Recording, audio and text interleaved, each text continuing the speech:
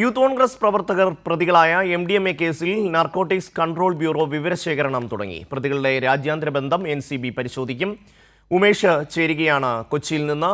ഉമേഷ്, വലിയ തോതിൽ വിദേശയാത്രകളടക്കം ഇവർ നടത്തിയിട്ടുണ്ട്. ഇവരെ സംബന്ധിച്ച് കൂടുതൽ അന്വേഷണം നാർക്കോട്ടിക് കൺട്രോൾ ബ്യൂറോ നടത്തും എന്നുള്ള സൂചനയാണ്. വിശദാംശങ്ങൾ.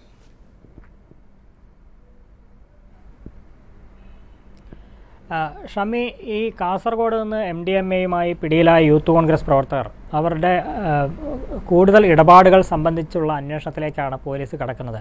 അത് വിശദമായി പരിശോധിക്കുമ്പോൾ ഇതിൽ ഒരു രാജ്യാന്തര ബന്ധം ഉണ്ടോ എന്നതടക്കമുള്ള സംശയങ്ങൾ പോലീസിന് വരികയാണ്. അതിന് കാരണം ഈ പിടിയിലായവരുടെ കൂട്ടത്തിൽ ഒരു പ്രധാന പ്രവർത്തകൻ, യൂത്ത് കോൺഗ്രസിൻ്റെ പ്രധാന പ്രവർത്തകനായ അബ്ദുൾ സലാം, ഇയാൾ നിരവധി തവണ വിദേശത്തേക്ക് യാത്ര നടത്തിയിട്ടുണ്ട്. ആ യാത്രകൾ പലതും സംശയാസ്പദമാണെന്നാണ് പോലീസ് പറയുന്നത്. കാരണം ഈ തായ്ലൻഡ് അടക്കമുള്ള രാജ്യങ്ങളിലേക്ക് ഇയാൾ പോയത് എന്തിനു വേണ്ടിയായിരുന്നു എന്നുള്ളതാണ് പോലീസ് ഇപ്പോൾ അന്വേഷിക്കുന്നത്. കാരണം തായ്ലൻഡ് എന്ന് പറയുന്നത് ഇത്തരം ഹൈബ്രിഡ് കഞ്ചാവ് പോലെയുള്ള മയക്കുമരുന്നുകൾ സുലഭമായി കിട്ടുന്ന ഒരിടമാണ്.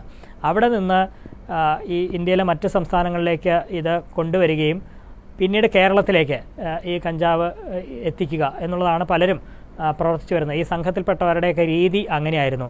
അതേ മാതൃക ഇവരും സ്വീകരിച്ചിട്ടുണ്ടോ എന്നുള്ളതാണ് പോലീസിൻ്റെ ഒരു സംശയം. കാരണം ഇന്ത്യയിലെ മറ്റ് സംസ്ഥാനങ്ങൾ ഈ കേരളത്തിലെ പോലെയല്ല, അവിടെ പരിശോധനകൾ കാര്യമായ രീതിയിൽ അവിടെ പരിശോധന ഇല്ല എന്നുള്ളതാണ്. അപ്പോൾ അവിടെ നിന്ന് എളുപ്പം കടത്തിക്കൊണ്ടുവരാൻ കഴിയും എന്നുള്ളതാണ്. പക്ഷേ കേരളത്തിൽ സാധാരണഗതിയിൽ അങ്ങനെ ആയിരുന്നില്ല. വളരെ കർശനമായ പരിശോധനകൾ എല്ലായിടത്തും നടക്കും.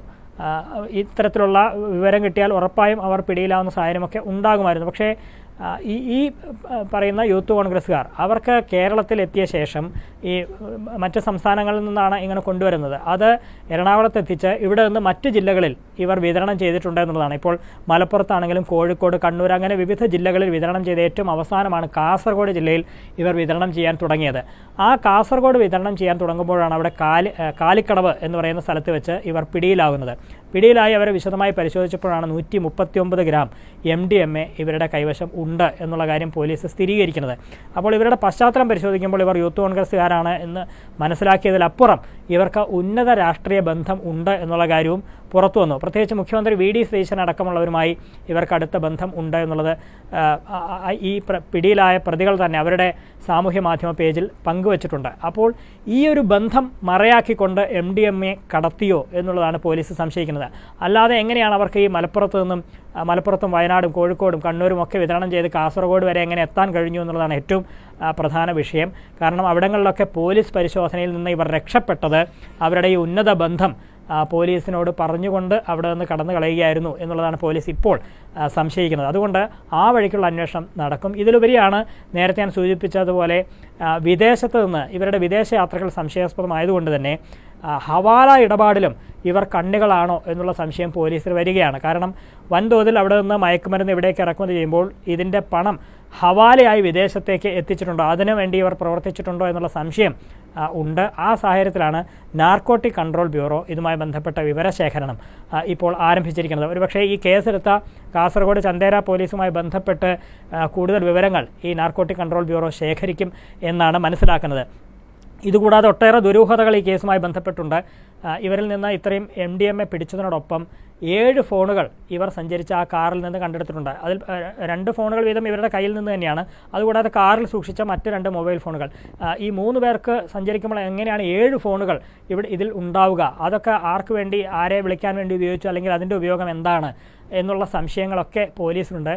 പക്ഷേ അറിയാൻ കഴിയുന്നതനുസരിച്ച് ഈ ഫോണുകൾ പരിശോധിക്കാനുള്ള ഒരു നീക്കം ഇതുവരെ പോലീസിൻ്റെ ഭാഗത്തുനിന്നുണ്ടായിട്ടില്ല. അതിന് ആരോ തടസ്സം നിൽക്കുന്നതായുള്ള ചില സൂചനകൾ വരുന്നുണ്ട്. ഒരുപക്ഷേ ഇത് തുറന്ന് പരിശോധിച്ച് അതിൻ്റെ CDR വിവരങ്ങളൊക്കെ പുറത്തു വന്നാൽ ഇവർ ആരെയൊക്കെ ബന്ധപ്പെട്ടു എന്നത് സംബന്ധിച്ചുള്ള ചോദ്യങ്ങൾക്കൊക്കെ ഉത്തരമാകും എന്നുള്ളതാണ്.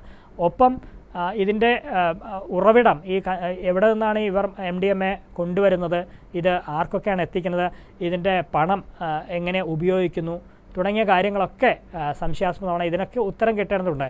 നിലവിൽ പോലീസിനെ സംബന്ധിച്ചൊരു പ്രശ്നമുള്ളത് ഈ ഉന്നത രാഷ്ട്രീയ ബന്ധം ചൂണ്ടിക്കാട്ടി അത് മറയാക്കി ഇവർ ഇങ്ങനെ പ്രവർത്തിക്കുമ്പോൾ അന്വേഷണം ഏതൊക്കെ രീതിയിൽ മുന്നോട്ട് പോകും എന്നുള്ള കാര്യത്തിലൊരു ആശങ്ക പൊതുവിൽ നിലനിൽക്കുന്നുണ്ട്. കാരണം പ്രത്യേകിച്ചൊരു പ്രത്യേക അന്വേഷണ സംഘത്തിന് വരെ രൂപം നൽകാൻ ഇതുവരെ ഒരു തീരുമാനം ഉണ്ടായിട്ടില്ല എന്നുള്ളതാണ്. ഇപ്പോഴും ചന്ദേര പോലീസ് തന്നെയാണ് ഈ കേസ് അന്വേഷിക്കുന്നത്. അതുകൊണ്ട് എത്രത്തോളം ഇതിൻ്റെ ഉള്ളുകളിലേക്ക് ഇറങ്ങിച്ചെല്ലാൻ കഴിയും എന്നുള്ളൊരു സംശയം നിലനിൽക്കുകയാണ്. അതേസമയം ഇത്തരം പ്രശ്നങ്ങൾ ഇവരുടെ രാഷ്ട്രീയ ബന്ധം മറയാക്കി ഇവർ എത്രത്തോളം കാലമായി ഇത് നടത്തുന്നു എന്നുള്ള കാര്യം ഒക്കെ ചോദ്യ വിഷയമാണ്. ഇവരെ സംബന്ധിച്ച് ഈ പിടിയിലായ യൂത്ത് കോൺഗ്രസ് പ്രവർത്തകർ ഇവർ കുടിവെള്ള വിതരണ ബിസിനസ് നടത്തിയിരുന്നവരാണ്. അങ്ങനെ കുടിവെള്ള വിതരണം നടത്തിയിരുന്നവർ പെട്ടെന്ന് എങ്ങനെ ഇത്ര വലിയൊരു സാമ്പത്തിക വളർച്ച അവർക്ക് എങ്ങനെ ഉണ്ടായി എന്നുള്ളതൊക്കെ നാട്ടുകാരിൽ പലർക്കും സംശയം ഉണ്ടാക്കുന്ന ഒന്നാണ്. വളരെ പെട്ടെന്നാണ് ഇവരുടെ സാമ്പത്തിക വളർച്ച. ഇങ്ങനെ നാട്ടിൽ കുടിവെള്ള വിതരണ ബിസിനസ്സുമായി നടന്നവർ ഇടയ്ക്കിടെ വിദേശയാത്ര നടത്തുന്നു, മുഖ്യമന്ത്രി അടക്കമുള്ളവരുമായി അടുത്ത ബന്ധം പുലർത്തുന്നു, ഇവർക്ക് വലിയ സാമ്പത്തിക വളർച്ച ഉണ്ടാക്കുന്നു. ഇതൊക്കെ സംശയത്തോടെ നാട്ടുകാർ കാണുന്ന സാഹചര്യമൊക്കെ ഉണ്ട്. അപ്പോൾ